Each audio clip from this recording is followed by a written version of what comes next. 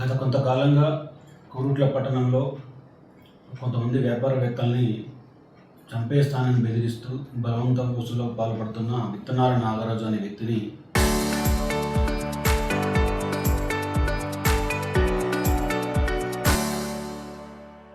ఈరోజు మా యొక్క గౌరవ ఎస్పీ అశోక్ కుమార్ ఐపీఎస్ గారి ఆదేశాల మేరకు గౌరవ మా DSP Metpally DSP Ramulu sir యొక్క ఆధ్వర్యంలో విత్తనాల నాగరాజు అనే వ్యక్తిని అరెస్ట్ చేసి రిమాండ్కి తరలించడం జరిగింది. గతంలో కూడా ఇతని మీద పలు మర్డర్ కేసులు అలాగే ఎక్స్ట్రాక్షన్ కేసులు నమోదు కాబడి ఉన్నాయి. అట్టి కేసులలో అరెస్ట్ అయ్యి మళ్ళీ బెయిల్ మీద వచ్చి తిరిగి అతను ఇలాంటి నేరాలు పాల్పడుతున్నాడు. అలాగే గతంలో ఇతని మీద పీడియాక్ట్లో కూడా ఇతన్ని జైలుకి పంపించడం జరిగింది. ఇటు కేసులో ఇతనితో పాటు మరొక వ్యక్తి కూడా ఉన్నట్టు మాకు ఈ కంప్లైంట్లు ఇవ్వడం జరిగింది. అతను ప్రస్తుతం పరారీలో ఉన్నాడు. ఇతనితో పాటు ఇంకెవరైనా కూడా ఇటు కేసులో ఇన్వాల్వ్ అయి ఉంటే ఈ కేసును చాలా మైన్యూట్గా ఇన్వెస్టిగేషన్ చేయడం జరుగుతున్నది.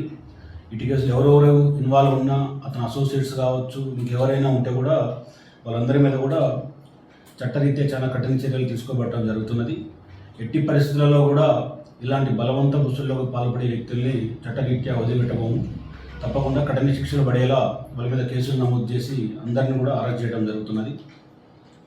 అలాగే ఈ కోరుట్ల పట్టణ మరియు పరిసర గ్రామ ప్రజలందరూ కూడా మా యొక్క పోలీస్ శాఖ తరఫున విన్నపము, ఎవరినైనా బెదిరించి డబ్బులు వసూళ్లకు పాల్పడే జరుగుతూ కనుక మీకు తప్పకుండా మాకు నిర్భయంగా మాకు ఇన్ఫర్మేషన్ ఇవ్వవచ్చు. తప్పకుండా మీ అందరికీ మేము భరోసా ఇస్తున్నాము, భద్రత కల్పిస్తాము. ఎవరు కూడా పడాల్సిన పని లేదు, ఆందోళన చెందాల్సిన పని కూడా లేదు. ఎవరైనా సరే ఇలాంటి చర్యలకు పాల్పడితే వాళ్ళ మీద కేసులు నమోదు చేసి వాళ్ళ మీద రౌడీ షీట్స్ కూడా ఓపెన్ చేయడం జరుగుతున్నది. ఈ విత్తనాల నాగరాజు అనే వ్యక్తి మీద గతంలో ఆల్రెడీ మా దగ్గర రౌడీ షీట్ కూడా నమోదు చేసి అతన్ని మేము వాచ్ కూడా చేస్తున్నాము.